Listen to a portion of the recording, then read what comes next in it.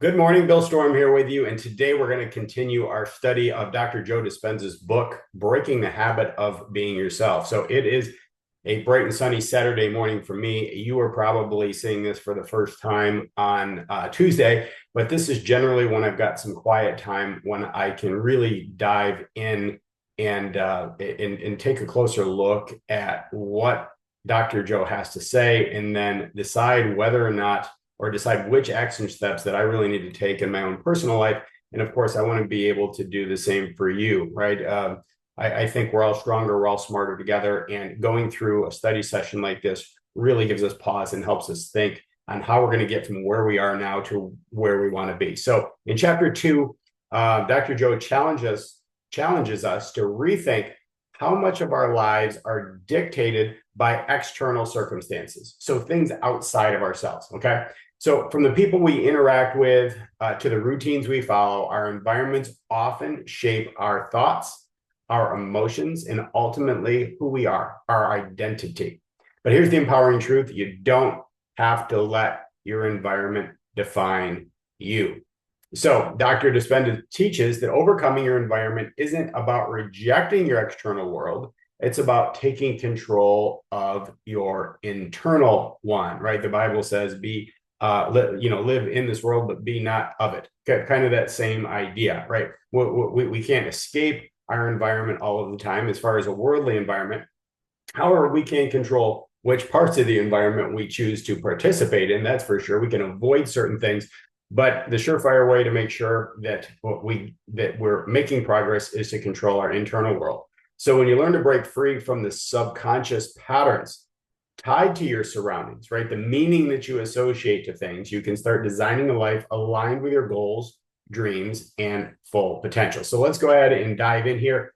I wrote down some key takeaways here from chapter 2 on overcoming your environment. So number 1, your environment creates familiar patterns. So our daily lives are filled with cues from our environment, places, people, situations, all of these things that trigger familiar thoughts, emotions, and behaviors.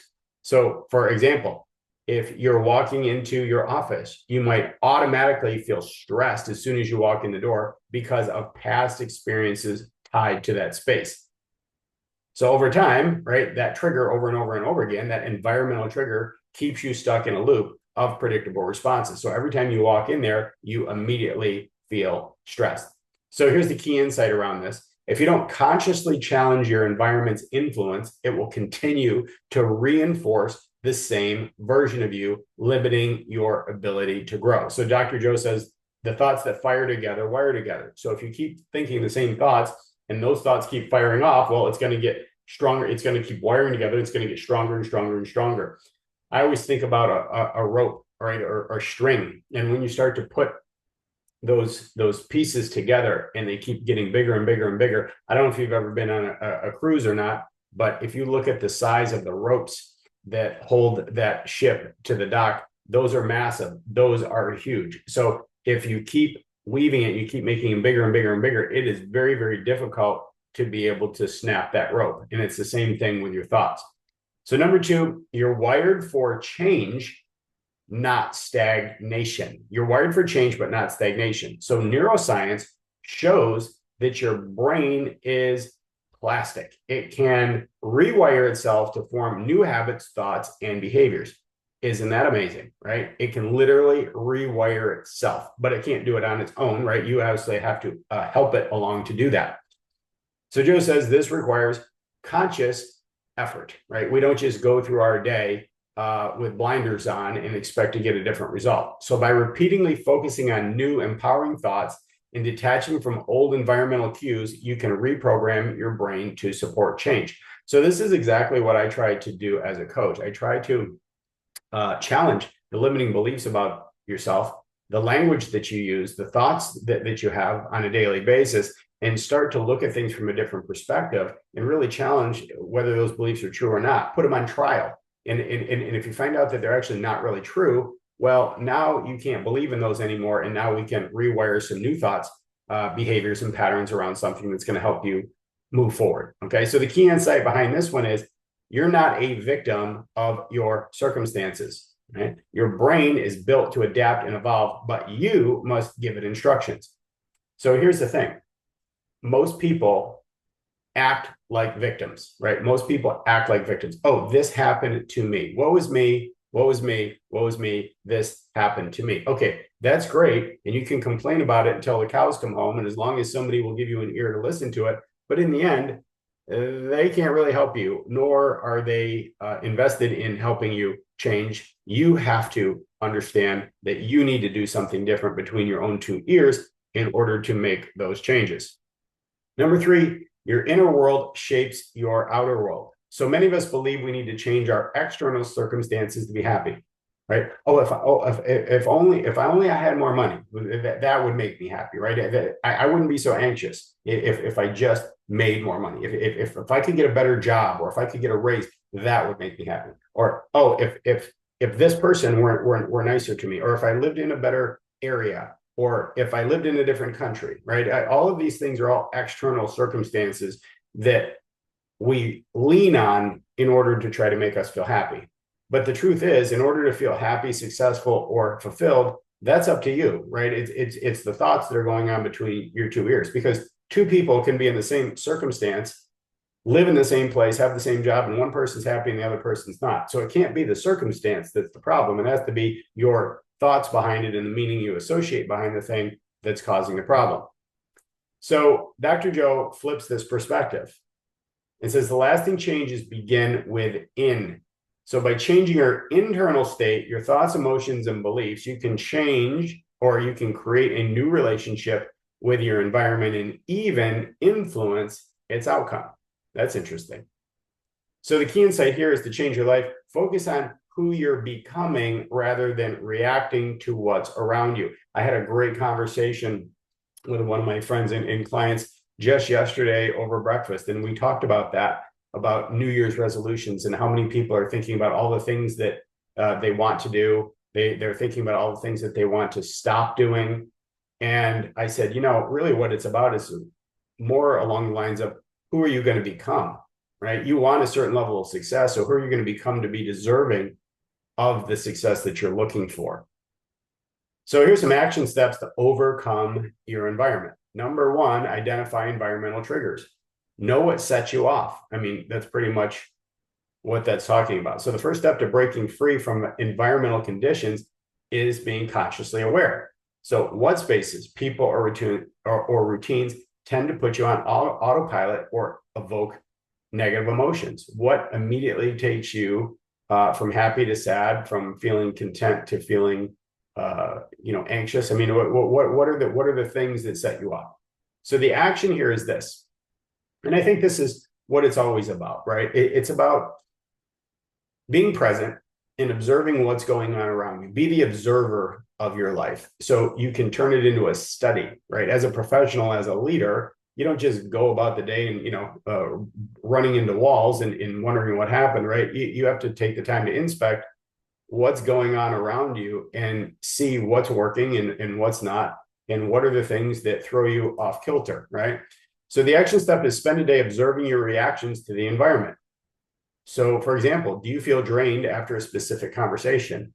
Or do you feel drained after speaking with a certain person or doing a particular activity?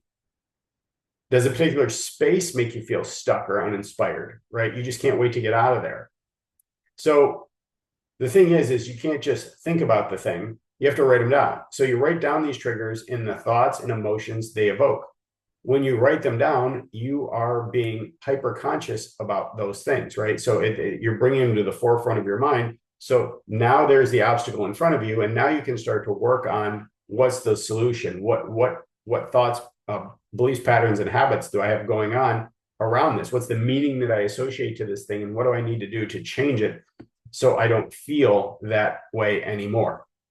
Number two, start your day with intention, right? John Maxwell says in his book, The 15 Laws of Invaluable Growth, lesson number one is growth must be intentional. It doesn't happen by accident. So many of us wake up and immediately get swept into the demands of the day. Anybody do that? Yes? Raise your hand. You're nodding to me. Yes. Okay, good. So many of us wake up and immediately get swept up into the demands of the day. You immediately go right to your to-do list like a robot, allowing the environment to dictate your mood and your mindset. So instead, we take control of our day by setting an intention for how we want to feel and who we want to show up as that day. Who do we want to be that day?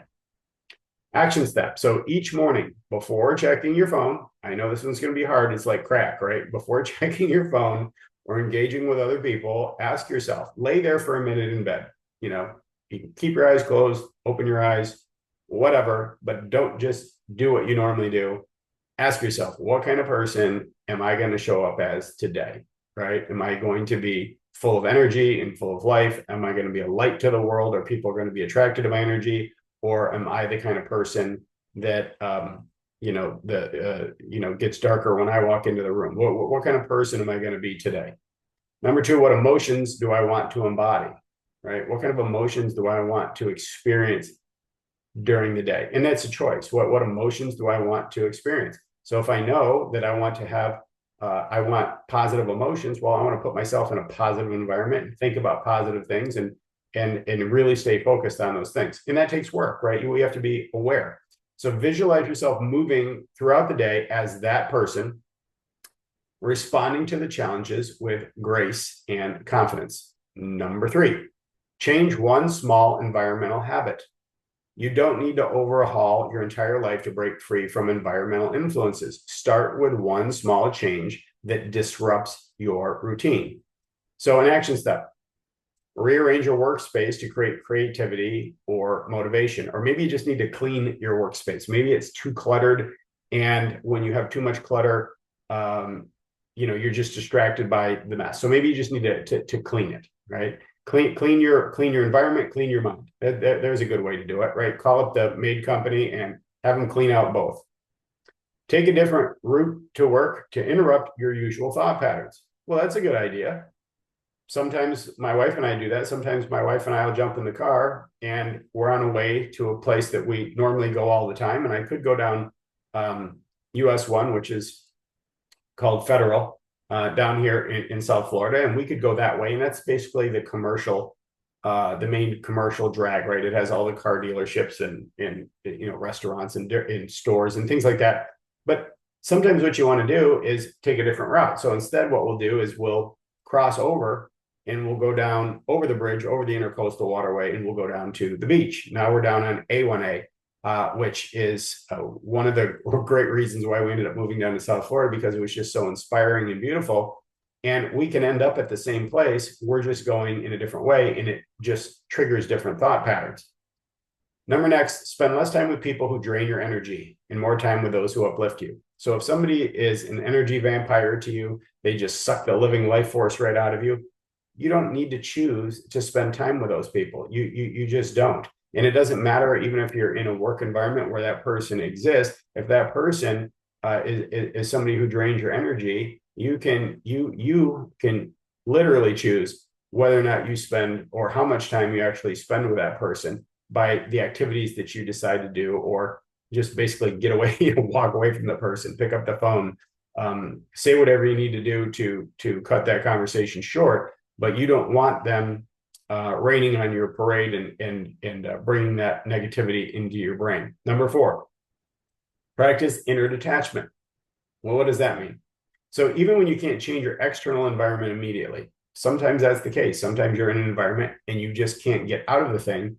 So it's not about how you react, it's how you respond, right? So whenever you're in an environment you can't get out immediately, you can control how you react to it. So the key is to stop letting your surroundings dictate your inner state. I remember speaking with a therapist one time, and she was a really interesting lady. She was a Japanese American, and we were talking about meditation, and she said, you have to find that happy space, right? Your center.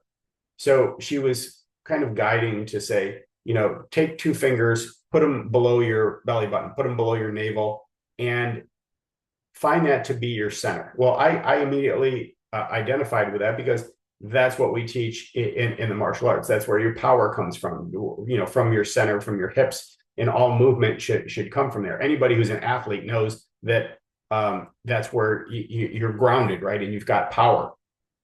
So anytime that your limbs, for example, are further away from your actual center, from your core, they're not as strong as they are as if they're close to you and you're moving and the power comes from your middle. So it's a great martial art lesson. So I immediately identified with it. And she said, basically, don't ever let anybody disturb your center. That's a place that no one can get to, right? It's got a force field around it. And anytime you're in an environment where it's stressful and you don't like it, you can go to that safe place. You can go to that center that's impenetrable, right? Nobody can get in there, okay?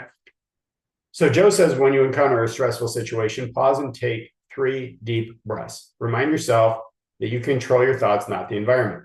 This is the same reason why a lot of people smoke, right? If they feel stressed, they go out and they take a drag of their cigarette. They're taking multiple deep breaths, inhaling and exhaling. The only problem is they're inhaling, nicotine and tar, which isn't good. So if you can do the same thing without having that death stick in your hand, then you'll be a little bit better.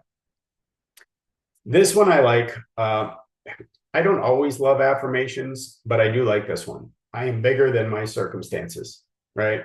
So if something is happening to you, you have to get to the point and turn it into a game. And if you're a leader, you understand what I'm talking about. You can turn anything into a game or a challenge. And you say to yourself, I am bigger than my circumstances. I will not let this beat me. I am bigger than my environment. Number 5, surround yourself with inspiration. If your current environment feels limited, create micro environments that inspire growth. These don't have to be physical spaces. They can also be digital or mental. Okay. So there's a lot of great different ideas around this. I remember my wife and I living up in upstate New York, and it was kind of depressing. It was always cloudy and gloomy and rainy or snowy. It was like that more days than it was sunshine. And the community was just kind of getting old, and it was just very uninspiring. And we used to come down to South Florida for basically vacation, right? To get out of that environment. And every time we came down, well, magically we felt good, right? We felt better. So then we got to talking about it. He said, well, if we feel good when we do that, well, maybe what would happen if we actually lived there? How would that be? So that's one of the reasons we actually made that big move many years ago, was basically to change an environment. Now, yes, that was something outside of ourselves, but everything that you do to put yourself in a space that feels good to you is a good thing. Now, some people don't like South Florida, right? They're like, well, no, I don't really like that. You don't have snow and you don't have the same change of seasons and blah, blah, blah. And that's okay, because the environment has to be what's right for you, not for what somebody else wants. But action steps you can take, Dr. Joe suggested, are things like listening to podcasts or audiobooks that challenge your thinking. I'm hoping this one does that for you, right? I mean, that's the purpose of why I'm doing it. I'm studying for myself because I know that repetition is the mother of skill. And the more I focus on something, the more I internalize it. And it is a gift and something that I'm serious about, to be able to help share that with other people, to have that ripple effect. Number 2, curate your social media feeds to include content that aligns with your goals. Yes, we don't want to see what people have for lunch or what their cat is doing, right? I mean, that doesn't align with my goals even a little bit. So we want our social media feeds to feed us the things that help us grow, right? We don't want things that are toxic there. Number 3, spend time visualizing your ideal future environment and the person you're becoming. This is a big one.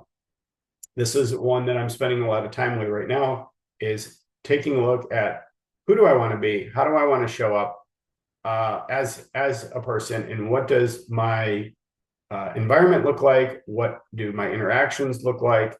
And what is this that I'm trying to create the best version of myself? And how does that affect other people? So I'm trying to spend a lot of time visualizing that, because you can't head towards an ideal if you don't know what that ideal looks like. The next part we're going to talk about is the ripple effect of change. Okay. So Dr. Joe says overcoming your environment isn't just about personal growth. It's about expanding what's possible for others too. Well, I just kind of touched on that, didn't I? Right. What I'm doing Tony Robbins would call it the taking a look at the 6 human needs, where, the first human need is about certainty. You want to feel certain. And it's really all about you. It's about me, me, me. I want to feel certain. I want things to line up a certain way so I know exactly how things are going to be.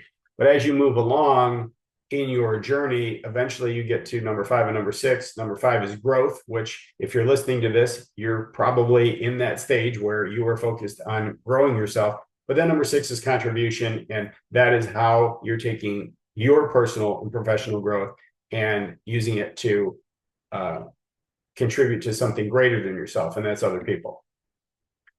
So when you take charge of your inner world, you become a living example of what's achievable. Your energy, mindset, and actions influence those around you, creating a ripple effect that inspires change in your family, workplace, and community. So as Dr. Dispenza reminds us, the environment is only as powerful as you allow it to be. It's whether you choose to feed it or not. By becoming conscious of its influence and taking steps to reshape your inner world, you reclaim the power to define your life.